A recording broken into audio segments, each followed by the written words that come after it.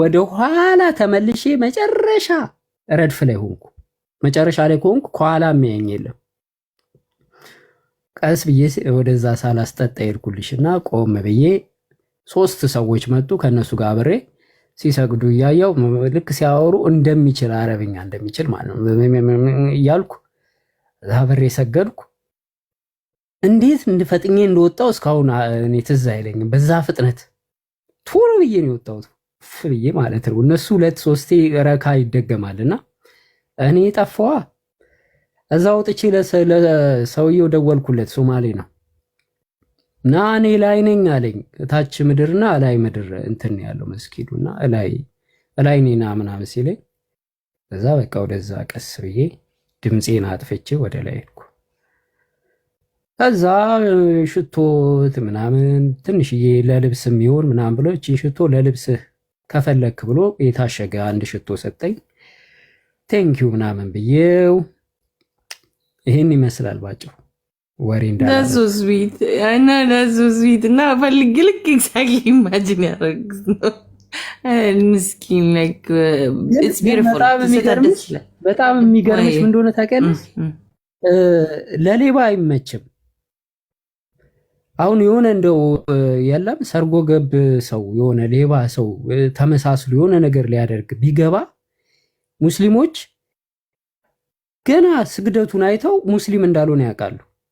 እንቅስቃሴውን አይተው እንደገና እጁን ሲታጠብ አይተው ሊያውቁበት ይችላሉ። ገና እንደዚህ አይተውት ማለት ነው። አይማ ሙስሊም አይደለም ይላሉ።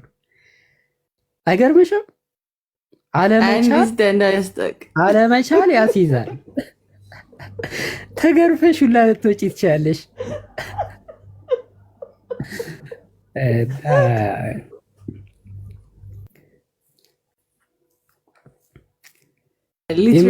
ትክክል ነህ፣ በጣም ትክክል ነህ። እና አላሁ አክበር እንኳን ወንድማችን አደረገ። ኢትስ ኦኬ። ያው ግን ወድጅ ፊል የመጀመሪያ ለፈጣሪ ላላህ ስትሰግድ መጨረሻ ጥያቄ ነው ከፕራክቲሱ ከምናምኑ ተው ደግሞ ሞመንት ያንተ ውስጥ ፊሊንግህ ምንድን ነበር የተሰማክ? እኔ እንደው አንድ ነገር ብቻ ልበል፣ ውስጥ የሚመላለስ አንድ ነገር አለ። አንድ አምላክን አምልኬ ተሳስተሃል ብሎ እውነት እንደው ያለውበት ስህተት ቢሆን እንኳን ሲኦል የሚገባ ቢሆን ሲኦል ልግባ። ገብቶሻል አባባሌ? አልገባሽም? በደንብ ገብቶኛል። እኔ ድገመው። ይኸውልሽ ብዙ ሰዎች የሚታያቸው አንድ አምላክ ማለት ቀላል ነው ይላሉና በጣም ቀላል አይደለም። ሰው እኔ ማለት ነው እኔ ከክርስትና ወደ እስልምና ነው የመጣሁት። አንድ አምላክ አምልኬ በፊት ግን አንድም ሶስትም ብዬ ማምነው ስህተት ነው ብዬ አሁን አንድ አምላክ አምልኬ ስህተት ከሆንኩ እና ሲኦል ምገባ ከሆነ ሲኦል ልግባ። ምክንያቱም አንድ አምላክ ብሎ አምኖ ሲኦል የሚገባ ካለ እኔ በቃ እንግዲህ ይሄ ስህተት ነው ከተባለ ማለት ነው። አስቢው ስህተት ነው ከተባለ እና እኔ ለአንድ አምላክ ስሰግድ እኔ ነኝ የማውቀው። በቃ ነፃ ነው የሆንኩት። ነፃ ታውቂያለሽ? ምንም ነገር የለም። በቃ ነፃ ነው የሆንኩት። የነበረው የተጫነው ነገር ምናምን ሁሉ እርግፍ ነው ያለው። እናንተ ሸክማችሁ የከበደ ወደ መስጊድ ኑ፣ አላህ ያቀልላችኋል ስትሰግዱ። እና ስሰግድ ቀለል በቃ ምን መቀበጣጠር የለ ምን የለ። እና ይሄንን ፊሊንግ ነበር። አይበቃሽም አንቺ ልጅ? ሪከርድ የሚያደርጉ ሰዎች አሉ። እባክሽ አላሁ አክበር ዳስ እውነትን ነው። በቃ ዳስ ዘ ቤስት ፊሊንግ ኤቨር። አንዱን አምላክ አምልከ የሚመጣም ካለ ምንም ቢመጣ ዳስ ዘ ቢዩቲፉል ወርድ በአመቱ የሰማሁት ሁለተኛ ቃል ነው። ስሜ ማናልከኝ ያልካት ያው ዓለም ሙስሊሞች መነጋገሪያ ከሆነ ውጪ አንድ አምላክን አምልኮ መጨረሻ ከሆነ That's beautiful. Imran, he's all yours. I love you. You're just a good idea every time. ባገኘውም ቁጥር አላህ ደግሞ ይጨምርልህ፣ ጥበቡን እውቀቱን ያብዛልህ። ከሁሉ ነገር በላይ አሁን የገባህን ይቺ ፍቅሯን ያቆይልህ። ይቺ አሁን ውስጥ ዲፕ የምትሰረሰረው የፈጣሪን ፍቅር ውስጥ ያቆይልህ። that's all I can say። ፈጣሪ ይጠብቅ፣ አላህ ይጠብቅ። ዱዓ አደርግልሃለሁ። ከሰው አይንና ከሰው ጆሮ ከሰው ምቀኝነትና ከሰው ማንኛውም ከሚባሉት ወር ከጂኒ የሚሆን whatever አላህ ፕሮቴክት ያደርግ። ወንድሜ ስለሆንክም ደግሞ በጣም ደስተኛ ነኝ። እንኳን ወደ እስልምና በሰላም መጣ። አመሰግናለሁ። ኢምራን አይ አዲስ ሰላም አመሰግናለሁ ስለለቀቅሽልኝ ማሚ። ኢምሩዬ እንዴት ነህ? እንዳጨምቀኝ አደራ። ሰላም ነው? አልጨምቀኝ አታሰረ ትቻለሁ። ከሆነ እኮ በቃ ሰባኪ ሆኜ አሁን ደክሞሃል? አይ ዛሬ ቀን ሙሉ ላይቭ ነበርኩኝና እንዴት ነበር የመጀመሪያ መስጂድ ሆነ መስጂዱ ራሱ እንዴት ነው ስገባ ውስጥ ያለው እንትን ስሜት ገና ስገባ ማለት ነው? አዎ እኔ እውነት ነው የምልህ፣ እኔ በመጽሐፍ ቅዱስ ኢየሱስ ትዝ ይለኛል። አንዲት ሳምራዊትን ሴት አናግሯት ነበረ በዮሐንስ ወንጌል ምዕራፍ 4 ላይ ያው ታውቀዋለህ። እዛ ታይም ላይ እቺ ሴቷ እንትን ነች፣ በተራራ ላይ ነበር የምትጸልየው እና ኢየሱስ ደግሞ አይሁዳዊ ነው እና እንትን ኢየሩሳሌም የሚባል እንትን አለ የጸሎት ቤት፣ እዛ ነው የሚጸልየው እና እቺ ሴት ሲያገኛት ተገናኙ። ሲገናኙ አንድ በጣም የተነጋገሩት እና የሚገርም ነገር ነበረ።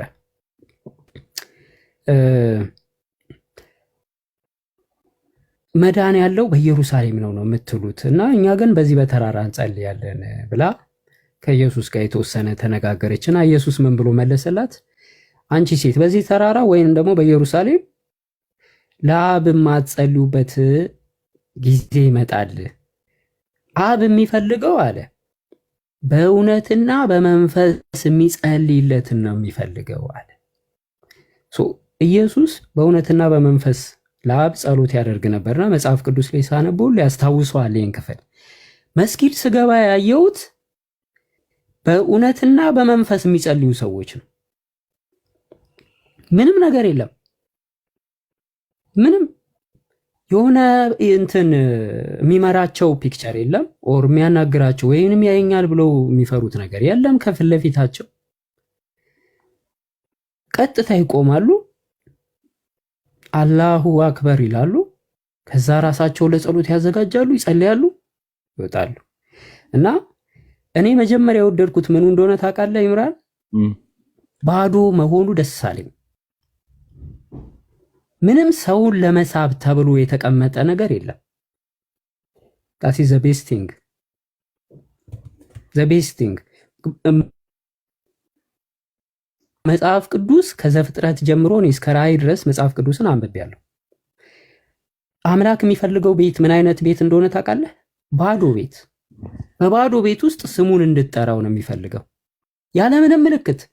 የሆነ የተቀረጸ የተቀመጠ ነገር ምናምን አድርገህ እንድትለምነው አይፈልግም።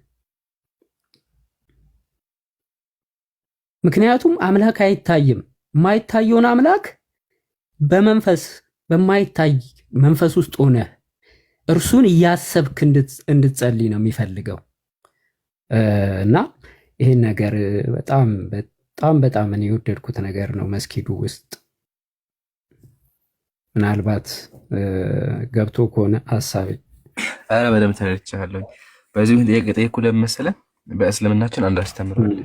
እርሱ ምንድነው? ሰላቱል ጀማዓቲ አፍደሉ ምን ሰላቲ አልፈት። አንድ ሰው ብቻውን ከሚሰግድ በጀምዓ የሚሰግደው ሰዓት ይበልጣል። አንተ ቤት ብቻህን ከምትሰግድ በጀምዓ መስጂድ ለአምላክ መስገድ አንድ በጣም ደስ የሚል ነገር መሰለ። ደሃውም ሀብታሙም በሽተኛውም ጤነኛውም የተራበውም የጠገበውም ሁሉም በአንድ ላይ የሚሰለፈው። ኦኬ ብልጫ የሚባል ነገር የለም።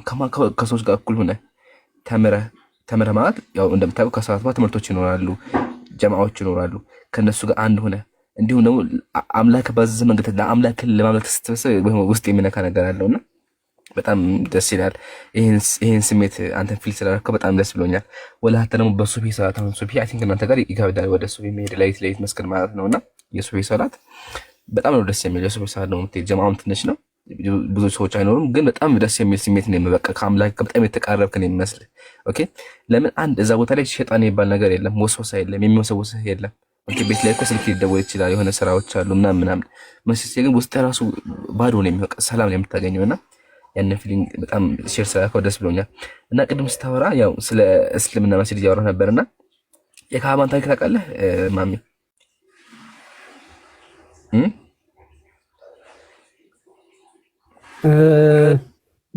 የተወሰነ ትንሽ አንብቤ ያለው ግን በአንተ ያምራል። እስቲ ንገረን። ኖ የካባ ታሪክ እኮ እንደሚሰለክ ያው ታውቃለህ፣ በዘመነ ጃሂልያ ጊዜ እንኳን ጣዖት አምላኪያን ካባን ያከብሩ ነበር። ታውቃለህ አይደለ?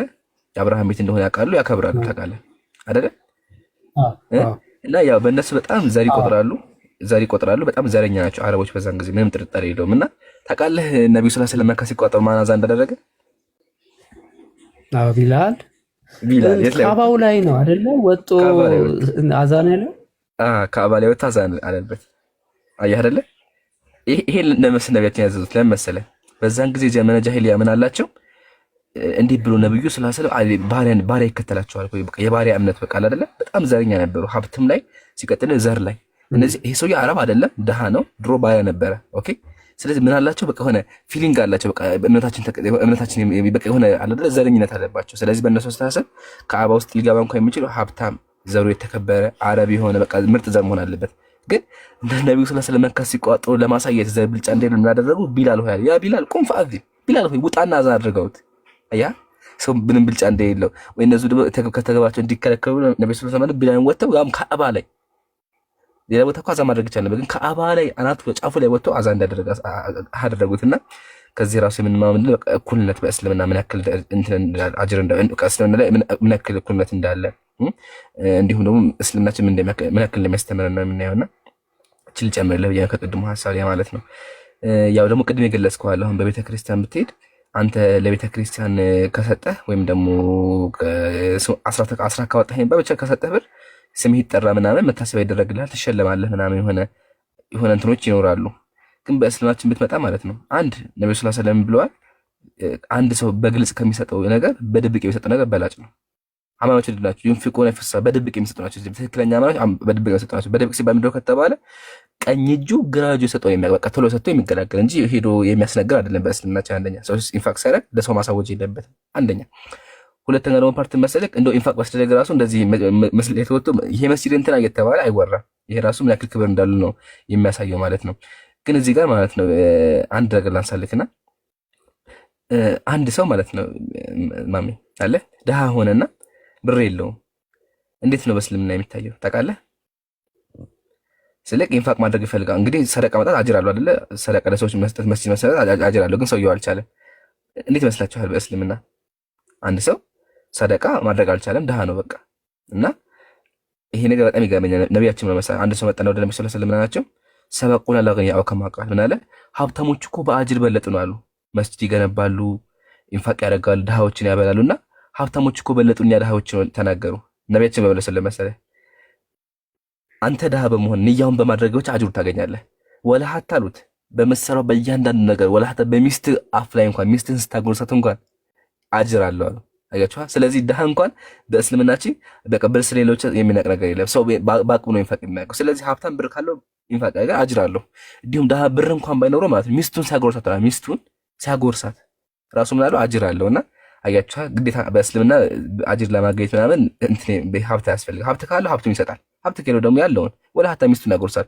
እርምጃ ራሱ ወደ መስጂድ የሚያደርገው እርምጃ ራሱ በእስልምናችን አጅር አለውና ምን ያክል እየተከበረበት እንደነታቆፈ ብዬ ነው እንደ ሀሳብ ያነሳሁት። ማሚ ሀሳብ ካለ ቀጥሉ። እንዲሁም አዲስ ዓለም እህቴ ካለሽ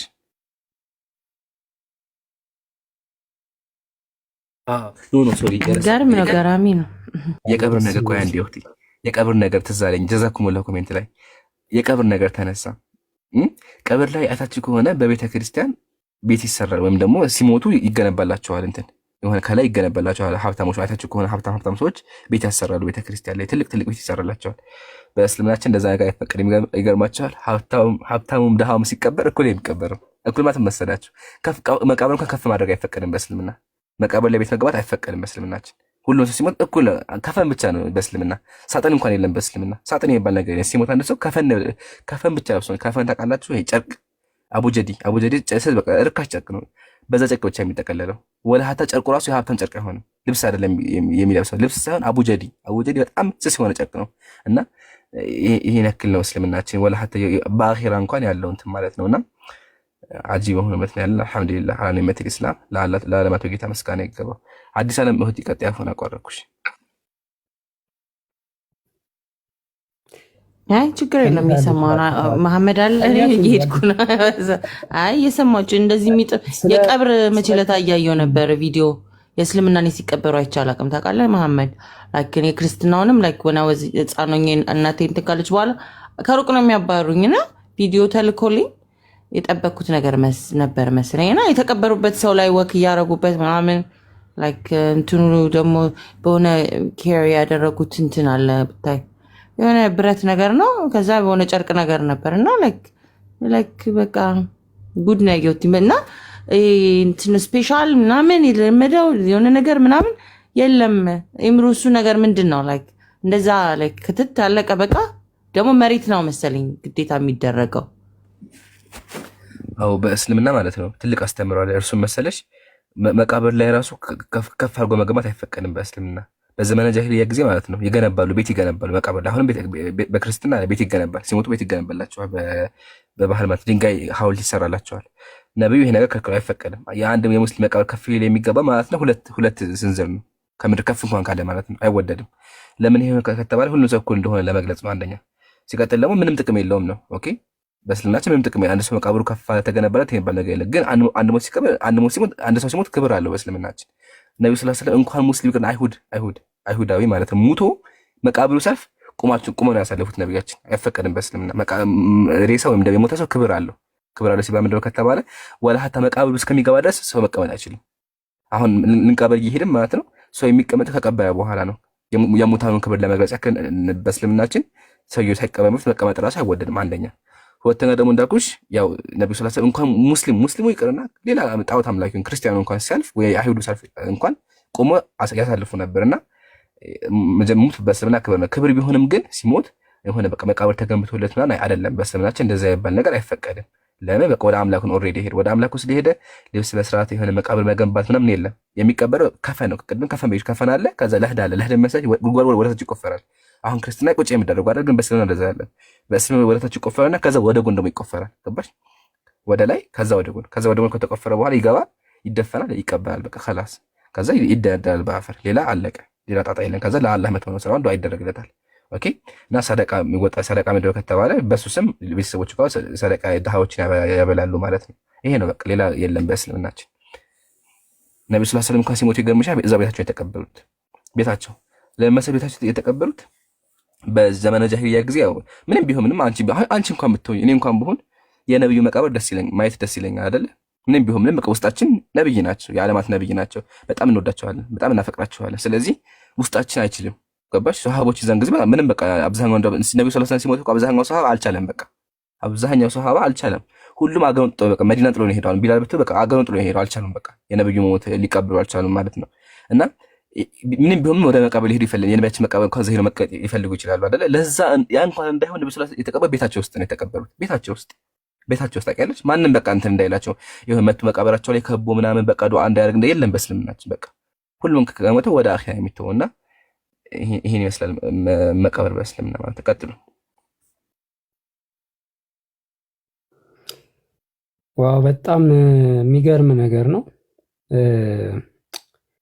እኔ አንድ ሁለት ነገሮች የማስታውሳቸው ነገሮች አሉ። የሚገርምህ ይምራን 81 ላይ መጽሐፍ ቅዱስ ላይ የስዕል አጀማመር ይሄ መቃብር ላይ የሚደረጉ ስዕል አሁን ክፍሉን አላስታውሰውም ረሳሁት። የሚገርምህ ይህን የጀመረው እንደ ይሄ ስዕል በመቃብር ላይ መሳል የተጀመረበትና እንትኑ በጣም መጥፎ ምን አይነት እንትን እንዳለው እንትን የተወሰነ ልንገራችሁ ብዬ ነው። እና አንዱ ነው በጣም ሀብታም ነው፣ አባቱ ሞተበት። መጽሐፍ ቅዱስ ላይ ነው 81 ላይ ነው ያለው፣ እዚህ 66 ላይ የለም።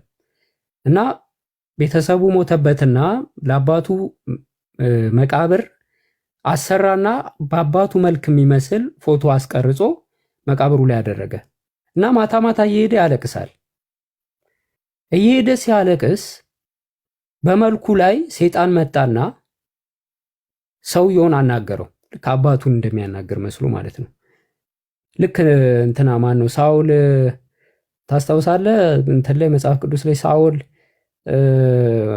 ሳሙኤልን በሙጠሪ ሲያስጠራ መቃብሩ ጋር ሄዶ ማለት ነው ሄደው በሙጠሪ እንዳስጠራው ልክ እንደዛው የአባቱን ሐውልት አስቀርጾ ሌሊት እየመጣ ያለቅሳል እና አፍ አውጥቶ አባቱ አናገረው።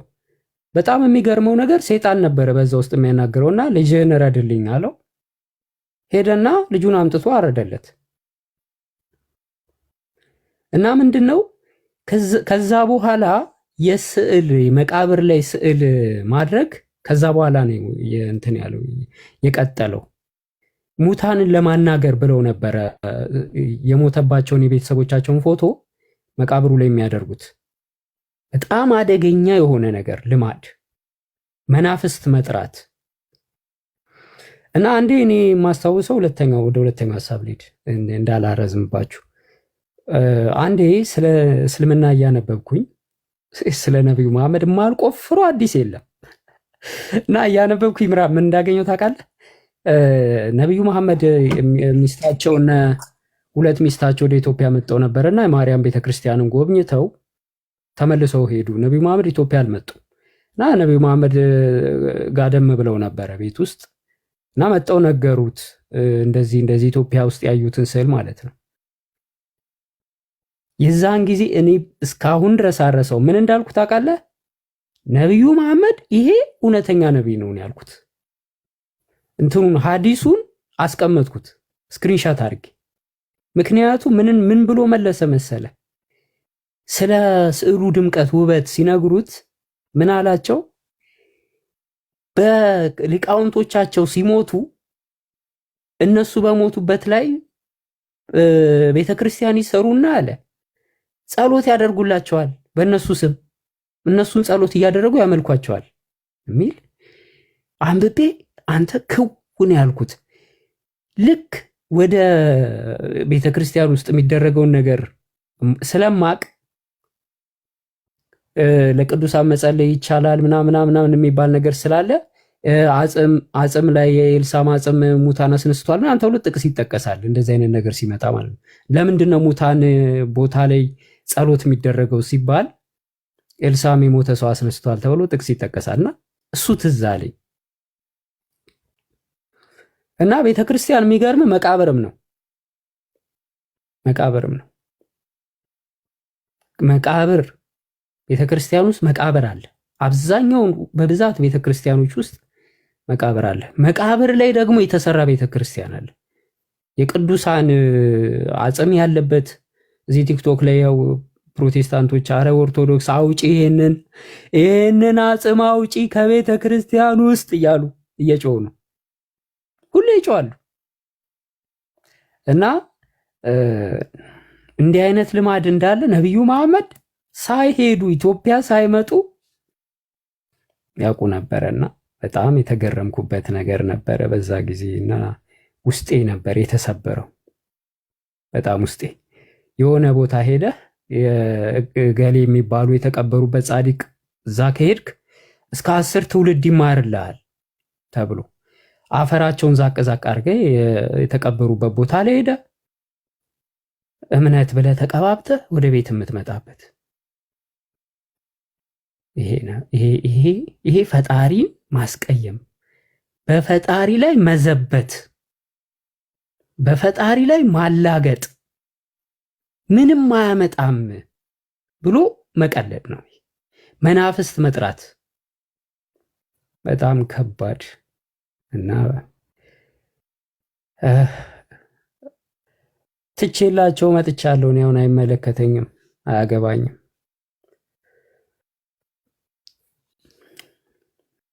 እንኳን ፈጣሪ ያለ እዚህ ግሳንግሳ ወጣን። ላይክ what the heck I'm sorry for my language sorry for my manner። አንቺ እንግሊዘኛ አታብዢ፣ እንግሊዘኛ አታብዢ። እዚህ አካባቢ ነው። እኔ ተጠቂቼ እኮ ነው ለቲክቶከሮች እና እንኳን ፈጣሪ ከዚህ ሁሉ አድኖክ። እውቀት ፓወር ነው። ፈጣሪ በዚህ መንገድ ያመጣክ አሪፍ ነው። ማየት ያለብህን ምክንያታዊ ነው ብዬ አምናለሁ። የኔ አምላክ አይ ዶንት ኖ የሰው ይለያይ ይችላል። ለአንዱ ተወልዶበት ይሁን ለአንተ በክርስትና እንደዛ እስልምና አንተ ጋራፊ ነበርኩ ብለህ ካልክበት አንተን አምላኬ እንድትል የሱ ፈቃድ ስለሆነ ነው ብዬ አምናለሁ። እኔ ከዛ አንተን በዛ መንገድ ስለሆነ የመረጠክ ያየው ነገር ሁሉ ነገር ለሰሚው የሚያስደነግጥ የሚመስል ለአንተ ልብ ግን እንድታርፍ ያ መንገድ ብቻ ነው መሄጃ ስለወደደክ ማለት ነው። ያ ብቻ መንገዱ the only way አንተን ማምጣት የሚችለው ፈጣሪ ነው። አልহামዱሊላህ እንኳን አየኸው እንኳን ኖርከው። አሁን ላይ ያለውንም የረፍትን ጣዕም አታውቅም ነበርና አልহামዱሊላህ አንተንም በዚህም ኢምሩንም ማሻአላህ ላይክ አንተ አይነት ወጣት ወንድሞች ኖረውኝ እንደዚህ ከእውቀት ጋር ፈጣሪ ይጠብቅክ ከነቅንነት ከምታረጉት ስራ ላይ ንጽጽር ላይ ለምትሰሩት አሁን ተጨማሪ ወንድም አግኝተናልና አንተንም በቃ በእውቀት ያስክበትን መንገድ ፈጣሪ ይጨምርልህ። አምሹር የትኛውም አሁን ቢያወጡ ከአንድን አምላክ አምልኮ መሞትን የመረጠን ጀግና ሰው የሚያክል የለምና በርታልኝ። አለን ከጎንህ በማንኛውም ሰዓት አለን ከጎንህ ማለት ነው የምወደው። ሌላ ብዙ ምለው የለም። ደስተኛ ብቻ ነኝ እኔ ለእያንዳንዱ ለሄድንባትም ከዚህም በኋላ ለእድል ሰጥቶን ነገርም ትንፋሽ ለሚያደርግ ለፈጣሪያችን ክብር ምስጋና ለሱ ይገባው። በጣም አመሰግናለሁ። ለጆርኒህንም በተወሰነ ስላጋራህን ሱረቱል ፈቲሃ ደግሞ ስትቀራ እባክህ እንድገኝ ደስ ይለኛል። ካልሆነም ግን ለዚህ ቀን እንኳን አበቃክ ለማለት ወዳለሁ። አመሰግናለሁ ሁላችሁንም። የምትሉት ነገር አንዳንድ ነገር ካለ ጨምሩና በእኔ በኩል አሰላሙ አለይኩም ሰላም ያሳድረን።